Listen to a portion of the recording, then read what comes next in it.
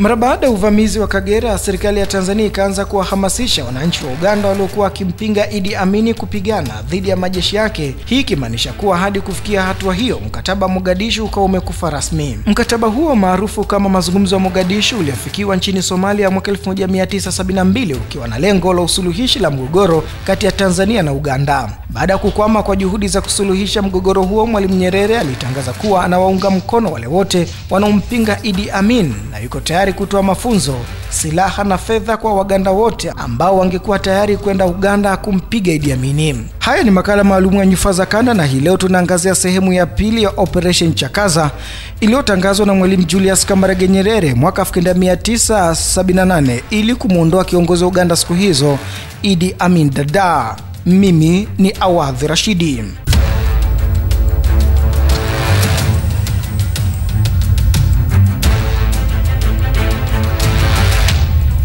Wito huo uliitikiwa vizuri na makundi mbalimbali ya Waganda waliokuwa wameukimbia utawala wa Idi Amin na kutafuta hifadhi katika nchi za Tanzania, Kenya, Zambia, nchi za Ulaya na Amerika, pamoja na Waganda waliokuwa ndani ya Uganda yenyewe. Baadhi ya Waganda, wengi wao walikuwa wafanyabiashara, walimu au waandishi wa habari. Sehemu kubwa ya Waganda hawa ilitokea Tanzania, hususan kwenye kambi ya wakimbizi ya Tabora. Wengi wao walikuwa kwenye jeshi la Obote, lakini tangu waliposhindwa katika jaribio la kumpindua Idi Amin mwaka 1972 hawakuendelea tena kupata mafunzo ya kijeshi.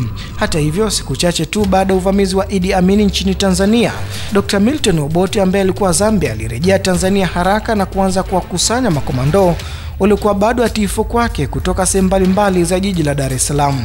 Wanajeshi wote wa zamani wa Uganda walitakiwa kukutana Tabora kwa ajili ya kusuka mikakati ya kupambana na Idi Amin. Ndani ya wiki moja tu, wito huo uliwakutanisha wapiganaji 800 chini ya Kanali Tito Okello ambaye alikuwa kamanda mkuu katika jaribio la kumwangusha Idi Amin Dada mwaka 1972 bila mafanikio. Hadi kufikia katikati ya mwezi Novemba mwaka 1978, kiasi cha wapiganaji 300 miongoni mwao wanajeshi wa zamani wa Uganda walipewa sare za kijeshi na kusafirishwa hadi mkoani Mwanza, ambako walikutana na wapiganaji wengine na kusafirishwa kupelekwa vitani nchini Uganda. Duru zinaarifu kuwa Rais wa Tanzania Mwalimu Nyerere alitaka kikosi cha Waganda hao kiende vitani haraka iwezekanavyo, lakini Dr. Milton Obote alipinga swala hilo, akidai kuwa kikosi chake cha Tabora kilikuwa kimegawanyika na kilihitaji muda kuwekwa sawa. Hata na hivyo, taarifa za kiintelijensia zinaashiria kuwa kikosi hicho kilikuwa kikimtii zaidi Kanali Tito Okello kuliko Dr. Milton Obote. Kanali Tito Okello na wapiganaji wengi walitoka kabila la Acholi, na ingawa wakati fulani Obote alisema kuwa wapiganaji hao walikuwa wakimtii yeye zaidi, lakini wakimbizi wengi wa kabila la Acholi waliona kuwa Obote aliwapuuza wakati wa utawala wake kabla ya kupinduliwa na Idi Amin mwaka 1971. Wengi wao walidai kuwa wakati Obote akiwa madarakani aliwapendelea zaidi watu wa kabila lake la Lang kwa kuwapa ajira na fursa nyingine ambazo wao walinyimwa. Hata na hivyo, Mwalimu Nyerere alimsikiliza sana Dr. Milton Obote, hivyo akaamuru wapiganaji 300 waliokuwa wamewasili Mwanza kurudi Tabora, ambako Obote na Okello angekubaliana wapiganaji hao kuwa kwenye batalion moja. Wakati hayo yakijiri, Mwalimu Nyerere alianzisha kambi ya mafunzo kwa wapiganaji wa Uganda wilayani Tarime karibu na Musoma, huku akiwataka baadhi ya Waganda waandamizi kuhamasisha wenzao zaidi kuungana ili kumpiga nduli Idi Amin Dada. Kufikia Januari mwaka 1979, Rais wa Tanzania Mwalimu Julius Nyerere alipata taarifa za kiintelijensia kuwa katika mji wa Kampala na Jinja kuna maelfu ya wanajeshi wanaompinga Idi Amin na kwamba wakipata msaada kidogo tu wangeasi. Mwalimu Nyerere kupima hilo alituma Waganda wenzao kwenda Uganda kwa ajili ya kazi hiyo. Hata na hivyo, walipokaribia ufukwe wa Ziwa Victoria upande wa Uganda, mashua zao zilizama na wengine walikamatwa na kuuawa walipowasili karibu na mji wa Jinja. Baada ya matukio hayo, serikali ya Tanzania ilifunga rasmi kambi ya mafunzo ya Tarime. Baada ya Mwalimu Julius Kambarage Nyerere kutangaza vita, bei za bidhaa mbalimbali zilianza kupanda nchini Tanzania kutokana na kuongezeka kwa kodi ili kulipia mahitaji ya vita. Kufikia Novemba 15 mwaka 1978, jarida la African Record likimnukuu waziri wa fedha wa Tanzania kipindi hicho Edwin Mtei alitangaza kuwa vita vimeifanya serikali kuongeza kodi kwa bidhaa za walaji. Vita vilipopamba moto, Tanzania ilianza kutafuta washirika kwa msaada zaidi, huku Mwalimu Nyerere akiona China kama chaguo lake la kwanza. Mnamo mwaka 1963 kiongozi wa China siku hizo Mao Zedong alibuni falsafa ya kimkakati ya mapinduzi ya dunia ambayo aliita Two Middle Areas, akiamini kuwa katikati ya mataifa mawili makubwa, yaani Urusi na Marekani, kulikuwa na maeneo makubwa katikati yake. Eneo la kwanza lilikuwa ni baadhi ya nchi za bara la Asia, Afrika na Amerika Kilatini ambazo ama zilikuwa zimejipatia uhuru au zilikuwa katika harakati za kujipatia uhuru. Kwa kuzingatia falsafa hiyo, mwaka 1964 waziri mkuu wa China siku hizo Zhou Enlai alitembelea Tanzania, na kutoka hapo China ikaanza kutoa mafunzo na misaada ya kijeshi kwa Tanzania hadi mwishoni mwa mwaka 1978 vita vya Kagera vilipopamba moto. Katika kitabu cha Arms for Africa cha Bruce Allen ameandika katika ukurasa wa 110 kuwa China ilitoa 60% ya mahitaji yote ya kijeshi kwa Tanzania. Pamoja na historia yote hiyo, urafiki kati ya Tanzania na China toka mwaka 1964 hadi mwaka 1978 Tanzania ilipoiendea China kwa ajili ya misaada ya zana za kivita za kupambana na Idi Amin Dada, China iliambia Tanzania kuwa haitajihusisha kwa namna yoyote ile na mgogoro kati ya Tanzania na Uganda. Zaidi ya hilo, China ikaitaka Tanzania kukaa meza moja na Uganda ili kumaliza mgogoro huo.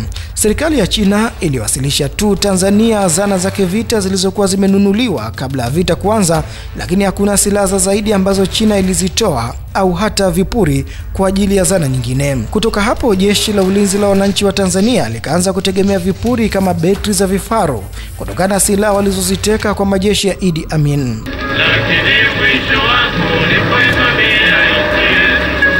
Kwa upande wa Uganda nako, zana za kijeshi ambazo ilikuwa ikizipata kutoka Urusi hazikuendelea tena kutolewa.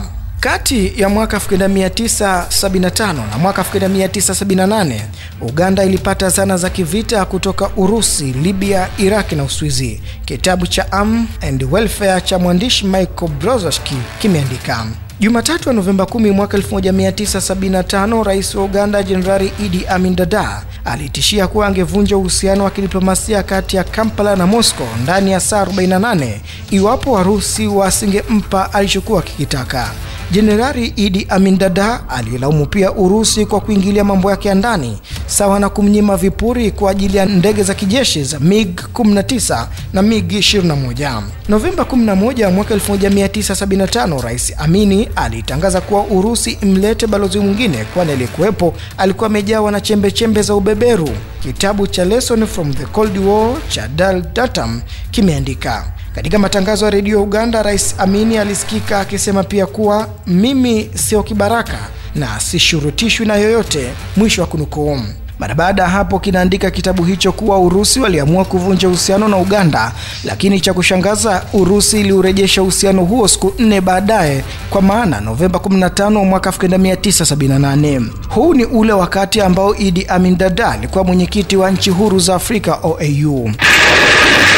Uganda ilipovamiwa na makomando wa Israel katika kile kinachofahamika kama Operation Entebbe ama kama inavyojulikana wengine kama Operation Thunderbolt, Jumapili ya Julai 4 mwaka 1976, na ndege zake za kijeshi kuharibiwa vibaya, Urusi iliahidi kuimarisha kikosi cha anga cha jeshi la Uganda na kuwapa ndege nyingine za kivita. Kwa ahadi hiyo, uhusiano kati ya Uganda na Urusi ukaanza kuimarika tena, marubani wa ndege za jeshi za Uganda wakipelekwa Urusi kwa mafunzo. Miongoni mwa hao ni Luteni David Omita, Luteni Atiku na Luteni Abu Sala, ambao baadaye walikuja kuwa marubani wa kwanza kuishambulia Tanzania kwa ndege za kivita.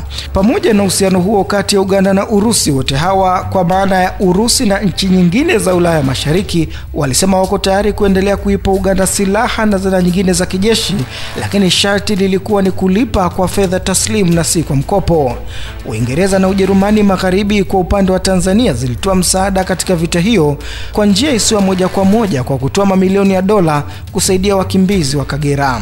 Kwa hiyo fedha ya Tanzania iliyokuwa itumike kwa wakimbizi hao ikatumika vitani badala yake. Canada ilikuwa ikitoa silaha kwa Tanzania zikiwamo ndege za kivita, na kwa mujibu wa vyanzo fulani hata baadhi ya marubani wa ndege za jeshi walipokea mafunzo yao nchini Canada. Muda mrefu hata kabla vita kuanza, Tanzania ilikuwa imeingiza ndege zake kutoka Canada. Wakati vita ilipozuka, kwa mujibu wa kitabu cha War in Uganda, Tanzania ilijaribu kuiharakisha Canada itume ndege hizo, lakini serikali ya Canada haikufanya lolote.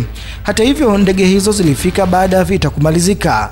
Kuhusu upatikanaji wa silaha nchini Uingereza, kitabu hicho kinaandika kuwa Tanzania ilimtegemea sana Ami Kashmiri, ambaye wakati vita inaanza alikuwa London, Uingereza, akifanya kazi uwakala wa ununuzi wa silaha kwa ajili ya Tanzania na nchi nyingine za Afrika. Kashmiri, au kama wengine walivyomuita Sheikh Mohamed Abdulman Kashmir, alikuwa ateuliwe kuwa mkuu wa majeshi katika mabadiliko ya uongozi jeshini ya mwaka 1974, lakini iliaminika kuwa hakupewa wadhifa huo kwa sababu ya asili yake ya Kihindi.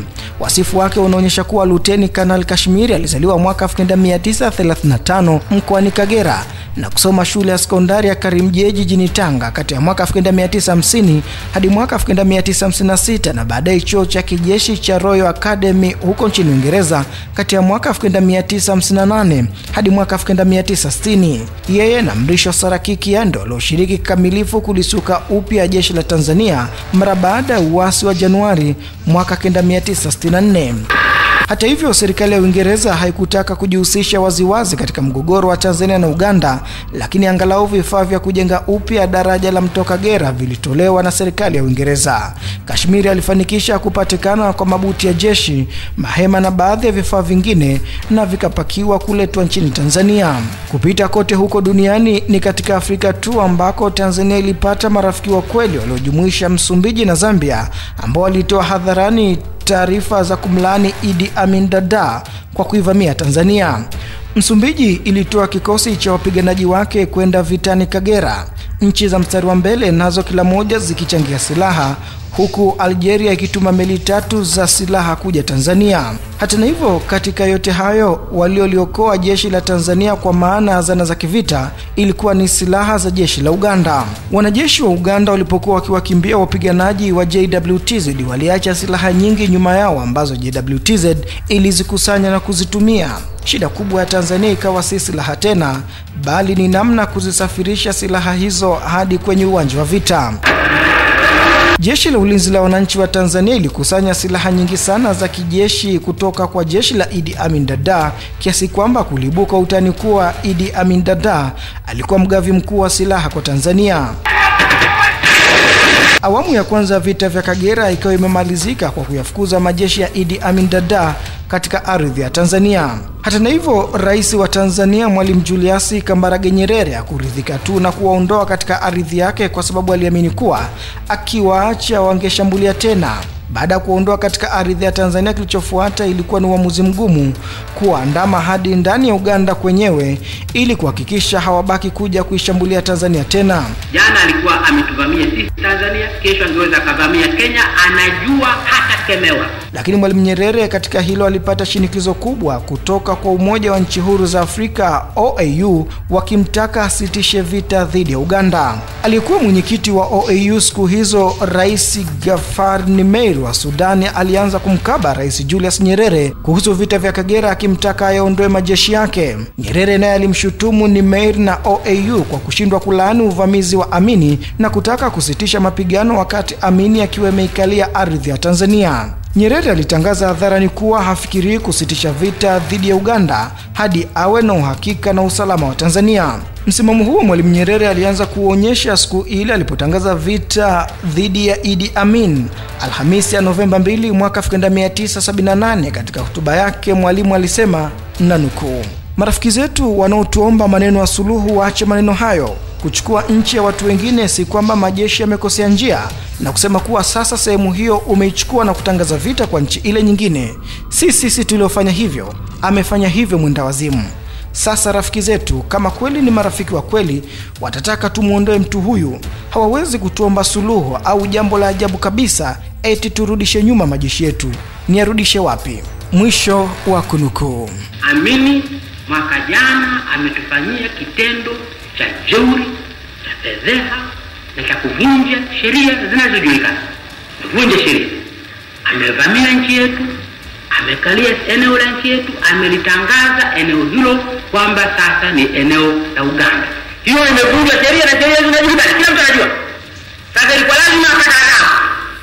Tukaomba nchi za Kiafrika, kwa sababu nchi za Kiafrika hazina jeshi, si serikali hazina jeshi, zimpe adhabu ya kumlaumu tu, ya maneno tu. Nchi za Umoja wa Afrika ziliposhindwa angalau kumkemea tu kwa maneno, amini, mvamizi wa nchi yetu, zilifanya mfano mbaya sana. Zingeweza kumwacha amini huyu hata kama angepona. Jana alikuwa ametuvamia sisi Tanzania, kesho angeweza kavamia Kenya, anajua hata kemewa. Kama na sisi tungefanya mfano mbaya huo tukaupata, tusimchape au tungekubali kwamba kumpiga ni haramu, kesho baada ya kutunyorosha sisi, kesho angejaribu Kenya. Anajua kwamba Kenya wakithubutu kujaribu kumpiga lazima waishie mpakani, wakiingia ndani watalaumiwa. Nigeria ambayo bado ilikasirishwa na kitendo cha Tanzania cha kutambua Jamhuri ya Biafra iliyotaka kujitenga kutoka jamhuri hiyo ya Nigeria, yenyewe ilionyesha msimamo wake waziwazi dhidi ya Tanzania juu ya vita vya Kagera. Jimbo la Biafra lilitangaza kujitenga na Nigeria mnamo Mei 30 mwaka 1967, na mwaka uliofuata Aprili 13 mwaka 1968, Rais wa Tanzania Mwalimu Julius Kambarage Nyerere alitangaza kutambua uhuru wa jimbo hilo. Mkuu wa jeshi la Nigeria siku hizo Jenerali Yakubu Dajuma alifika Kampala na baadaye Dar es Salaam kati ya Novemba 14 hadi 16 mwaka 1978. Katika jarida la Africa Bulletin akiwa Uganda, Idi Amin Dada alimwambia kuwa yuko tayari kuyaondoa majeshi yake mpakani iwapo tu OAU ingemhakikishia kuwa Tanzania ingesimamisha mapigano na kutoichokoza Uganda.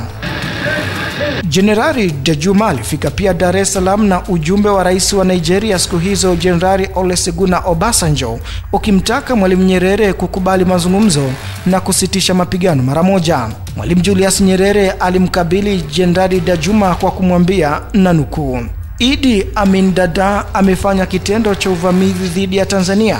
Hebu fikiria ikiwa ataondoa majeshi yake na kuyarudisha nyuma. Sisi tuseme imetosha, halafu tumwache ende zake. Si rahisi hivyo kumwacha mchokozi kwenda zake. Mwisho wa kunukuu. Kiongozi wa Libya siku hizo Muammar Gaddafi naye akaingia vitani upande wa Uganda, huku akimtaka Mwalimu Nyerere kuacha kuipiga Uganda.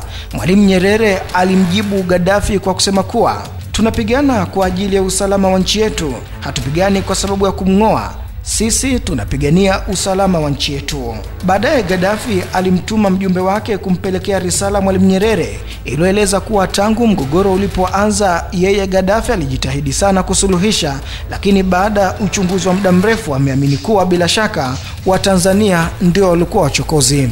Mwalimu Nyerere alimjibu Gaddafi kupitia mkutano wake na wazee wa Dar es Salaam kwa kusema kuwa vita tunavyopigana sisi ni vita vya usalama wa nchi yetu. Hatukusudii kumtoa Idi Amini. Tumeishi naye miaka 8, tunataka ajue kuwa vita si lele mama. Vita si mchezo. Akishajua hilo, madhali tuliishi naye miaka 8, tuko tayari kuishi naye tena miaka mingine 8. Mwisho wa kunukuu. Katika mkutano wa wakuu wa nchi za OAU uliofanyika mjini Monrovia nchini Liberia, Mwalimu Nyerere na rais wa Sudani Gafar Nimeri walirushiana maneno makali, huku Nimeri akituhumu Tanzania kwa kuivamia Uganda, ajenda kuu ya mkutano huo ikiwa ni kitendo cha Tanzania cha kumpindua Idi Amin Dada. Baada ya OAU kushindwa kutimiza sharti la Tanzania la kumlaani Idi Amin Dada kwa kuitaka na kuiteka ardhi ya Tanzania, iliamua kuteua kamati ya mataifa 9 kujaribu kuleta suluhu. Kamati hiyo iliongozwa na Meja Jenerali Henry Edmond Adefope wa jeshi la Nigeria na iliketi mara nyingi jijini Nairobi, na katika kila kikao ilichoketi ni sura kivunjike kutokana na maneno makali waliorushiana wajumbe. Waziri wa mambo ya kigeni wa Tanzania siku hizo Benjamin William Mkapa alikataa hoja iliyosema kuwa majeshi ya Uganda yaliondoka kwa hiari katika ardhi ya Tanzania kwa kuhoji kuwa kusema majeshi ya Uganda yameondoka kwa hiari ni tusi kubwa kwa vijana wetu waliouawa wakipigania ardhi yao. Mkapa aliendelea kuambia kamati hiyo kuwa OAU ilishindwa kumlaani Idi Amin alipoiteka sehemu ya ardhi ya Tanzania, lakini pia ilishindwa kutofautisha kati ya mchokozi na aliyechokozwa. Akijibu hoja za Mkapa, waziri wa mambo ya kigeni wa Uganda siku hizo Mathias Lubega alipinga vikali, lakini Mkapa akashikilia msimamo wake.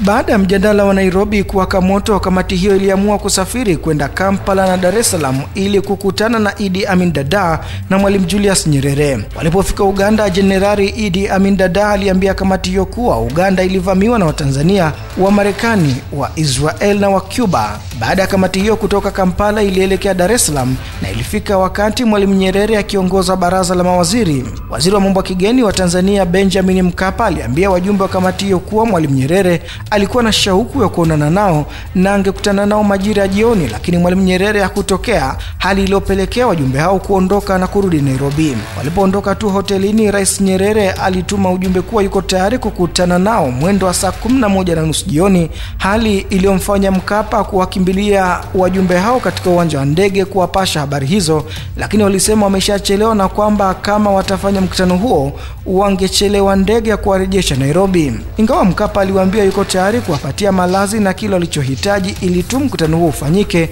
baadhi ya wajumbe walimkebehi kwa kumwambia kuwa hawakuja na miswaki na wengine wakisema kuwa hawakuja na nguo zao za ndani za kubadilisha, hali iliyopelekea usuluhishi mwingine wa OAU kushindwa. Katika kitabu cha Africa in the Post-Decolonization Era, mwandishi Richard Bissell ameandika na nukuu: baada ya OAU kushindwa kukemea na kuilani Uganda kwa kitendo chake cha kuivamia na kuikabili sehemu ya ardhi ya Tanzania, Nyerere aliamrisha jeshi lake kuingia Uganda. Majeshi yaliyokuwa yanapigana na majeshi ya Amin waliingia mjini Kampala. Kuingia kwa JWTZ ndani ya Uganda ilikuwa ni awamu ya pili ya vita vya Kagera. Kabla awamu hiyo haijaanza, kulifanyika mabadiliko ya uongozi kwenye uwanja vita baada ya kufanya kazi kwa muda wa miezi mitatu akiwapanga wapiganaji wa JWTZ na kuirejesha ardhi ya Tanzania iliyotekwa na Idi Amin Dada. Brigedia Jenerali Tumaini Kiwelu alirejeshwa Dar es Salaam na kazi ya kuingia Uganda ikaenda mikononi mwa kamanda mwingine, Meja Jenerali David Msuguri. Ilipangwa miji ambayo ingeanza kutekwa ambayo ni Masaka na Mbarara, hii ikibatizwa jina la mapigano ya Masaka ambayo ilidumu kwa siku mbili tu, kwa maana Ijumaa na Jumamosi ya Februari 23 na 24 mwaka 1979 na ikamalizika. Lakini kabla Masaka haijafikiwa kulikuwa na miji midogo midogo ya kuiteka. Mmoja wapo ulikuwa ni mji wa Lukoma ambako kuna uwanja mdogo wa ndege uliojengwa mahususi kwa shughuli za kivita na ni umbali wa kilomita 20 tu kutoka upande wa Tanzania. Ndege za kijeshi zilizoishambulia Tanzania zilipaa kutoka katika uwanja huo uliozungukwa na vilima vya Nsabia, Kikandwa na Simba. Vilima vyote hivi askari wa Idi Amin walikuwa wametanda wakiwa na silaha kali za kivita, vikiwemo vifaru na mizinga mikubwa. Brigedi tatu zilizokamilika kwa maana brigedi ya 201, 207 na 208 zilitumwa kuingia Masaka. Mpango wa awali ulikuwa ni kuzituma brigedi za 201 na 208 kushambulia vilima vya Simba kutokea kusini magharibi na brigedi ya 207 ishambulie kutoka mashariki. Lakini baadaye taarifa za kiintelijensia zilisema kulikuwa na zaidi ya askari 500 wa Idi Amin wakiwa na vifaru na mizinga mikubwa eneo la Katera kwenye rasi ya Sango Bay, eneo la Kakuuko upande wa pili wa Ziwa Victoria, na kuacha hawa ingefanya eneo la upande huu wa Tanzania kuwa hatarini zaidi kushambuliwa. Kwa hiyo iliamriwa brigedi ya 207 ianze kushambulia Katera, na kulikuwa na njia mbili za kufika Katera kutokea Minziro, njia ya kwanza na rahisi zaidi ikiwa ni barabara kuu, lakini kwa kutumia njia hiyo jeshi la Tanzania lingekutana na mashambulizi ya uso kwa uso kutoka kwa jeshi la Idi Amin Dada. Njia ya pili na ngumu zaidi ilikuwa ni kupita kwenye uchochoro wenye mabwawa aliyojaa maji kutokana na mvua iliyokuwa ikinyesha, huu ukiwa ni upande wa pili wa Ziwa Victoria. Askari wachache waliozaliwa katika vijiji vilivyozunguka ziwa karibu na Bukoba na ambao walijua lugha na tamaduni za eneo hilo walichaguliwa kusonga mbele wakivalia nguo za kiraia na kubeba matairi ya baiskeli na bidhaa nyingine kama vile wanakwenda sokoni. Askari waliobaki nyuma wakiwafuatilia kwa kufuata nyayo zao. Siku iliyofuata walirudi wakiwa wamechoka kupita kiasi na wengine wakiwa wagonjwa, wakiripoti kuwa mvua kubwa ilinyesha iliharibu sana barabara kiasi cha kutopitika. Pamoja na ripoti ya wanajeshi hao, kamanda wa brigedi hiyo, Brigedia John Bolton Warden, aliamua ni lazima wasonge mbele hata kama hali ya hewa ilikuwa ni mbaya kiasi gani, na huyo alifahamika kama Black Mamba kutokana na ushujaa wake.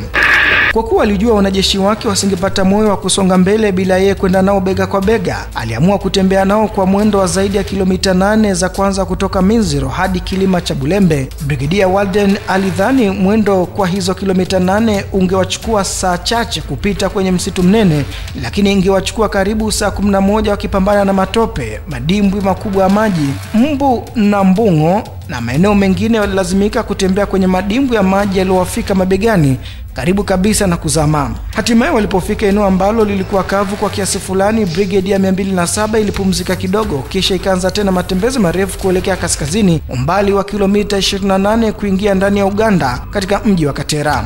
Walipodhani masaibu yamekwisha, ndipo walipoongezeka, kwani wadudu kama mbu na mbung'o waliongezeka. Brigade ya 207 ikijikuta katika vita vya aina mbili: mosi, kupambana na jeshi la Idi Amin Dada, na pili, kupambana na wadudu wanaokera katika msitu mnene, huku mvua ikinyesha na barabara yenye madimbwi kuja maji. Silaha walizokuwa nazo zililoa chapa na kutokana na barabara kutopitika kwa gari, hata zile gari za jeshi, askari wa brigade hii walilazimika kubeba vichwani mwao silaha zao na zana nyingine za kivita. Hatari kubwa zaidi kuliko mbu na mbung'o ilikuwa ni wanyama wakali kama vile mamba na viboko waliokuwa maeneo hayo, hususan kuelekea Sango Bay. Kwa hiyo kulikuwa na hofu nyingine ya wanajeshi hao kushambuliwa na hata kuuliwa na wanyama hao wakali.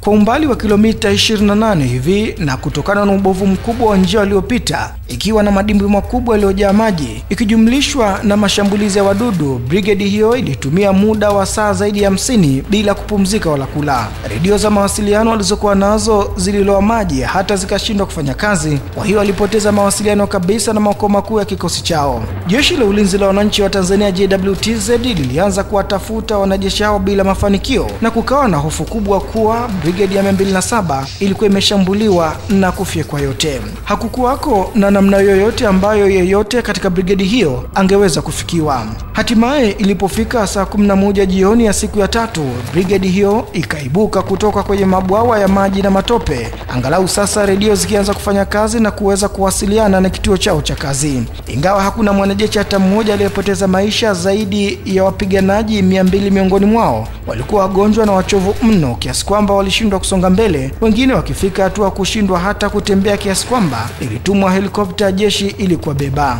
Kwa kuwa wanajeshi wa JWTZ walikuwa wamechoka sana, iliamuliwa kuwa wasubiri hadi kupambazuke, na ndipo mashambulizi dhidi ya majeshi ya Idi Amin yaanze.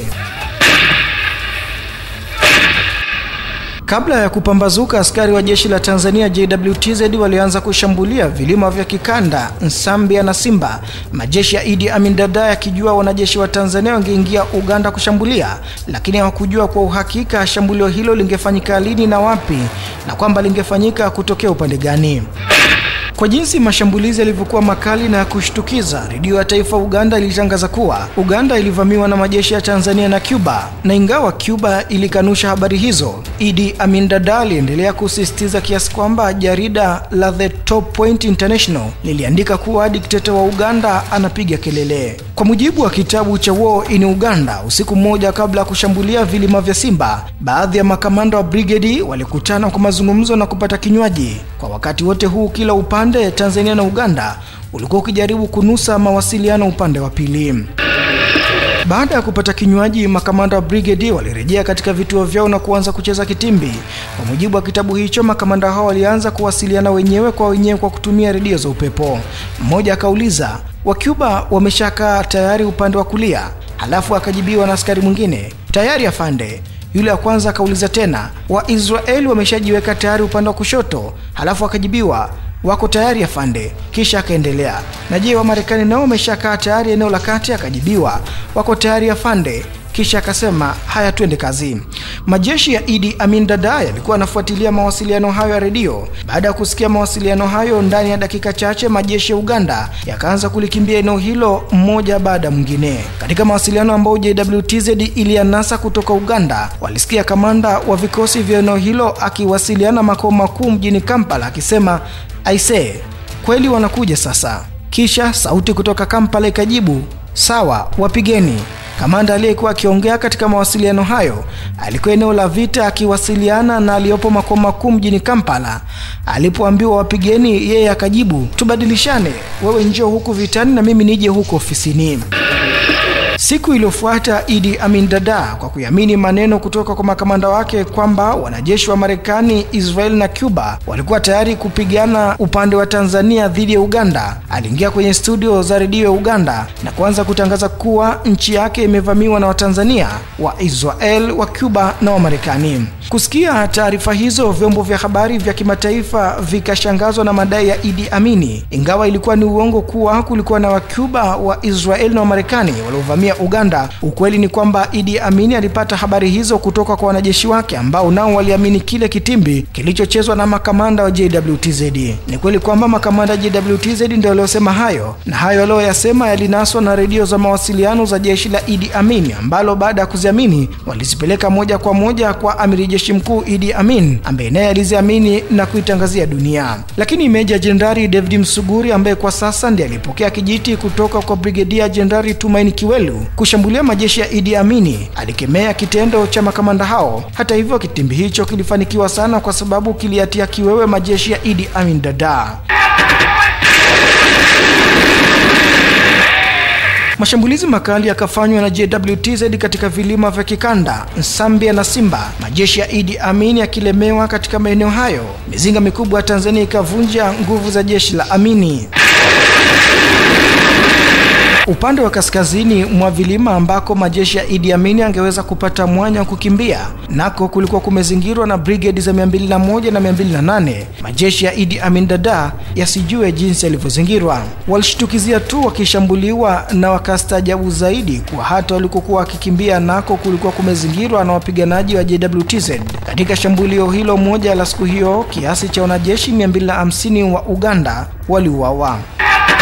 Walipochunguza maeneo walioshambulia, makamanda wa Tanzania walitambua kuwa wenzao wa Uganda hawakujua namna ya kutumia vizuri maeneo yaliyoinuka ili kukabiliana na adui. Katika kilima cha Nsambia, JWTZ ilikuta handaki moja na si moja tu ya mawasiliano. Katika eneo la kilima Kikanda, wa Tanzania walistaajabu sana walipogundua mizinga mikubwa ambayo makombora yake ndiyo yaliyoshambulia kikosi cha Luteni Kanali Salim Boma eneo la Mutukula, na ilikuwa nyuma milima badala juu ya mwinuko. Wakati mapambano yakiendelea kwenye vilima hivyo, ndege za kivita za Idi Amin zilijaribu kusaidia wanajeshi wake, lakini bila mafanikio. Ndege hizo zilishindwa kuokoa jahazi kwa sababu kufikia wakati huo ndege nyingi za Uganda zilikuwa zimeshatanguliwa na JWTZ.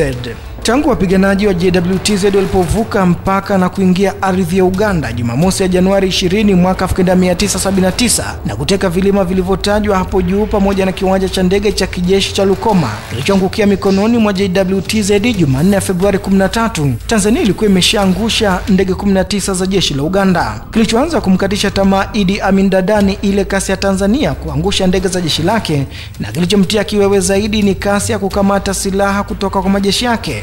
Baadhi ya marubani wa Uganda waliosikia ndege zao zilivyokuwa zikitunguliwa na majeshi ya Tanzania waliingiwa na kiwewe, na hivyo wengine walitoroka kazini. Kilichofanya jeshi la anga la Uganda lifikie katika hali mbaya kiasi hicho ni upungufu na pengine ukosefu wa wataalamu, upungufu wa vipuri vya ndege na marubani wa ndege za kijeshi kukimbia. Kwa hiyo wakati mji wa Masaka ukianguka mikononi mwa JWTZ, tayari jeshi la anga la Idi Amin lilikaribia kuwa mahututi. Hata hifadhi yake ya silaha ambayo ilianza kuwa na mushkeli kwenye kilima cha Simba, JWTZ ilikamata vifaru 6. Baadaye vifaru hivyo vilianza kutumiwa na jeshi la Tanzania. Silaha mbalimbali kuanzia bunduki za kawaida hadi mizinga mikubwa ikikamatwa kutoka eneo hilo. Baada ya kukamilisha kazi ya kuteka vilima vya Kikanda, Nsambia na Simba, sasa njia ikawa imesafishwa tayari kwa ajili ya kushambulia mji wa Masaka.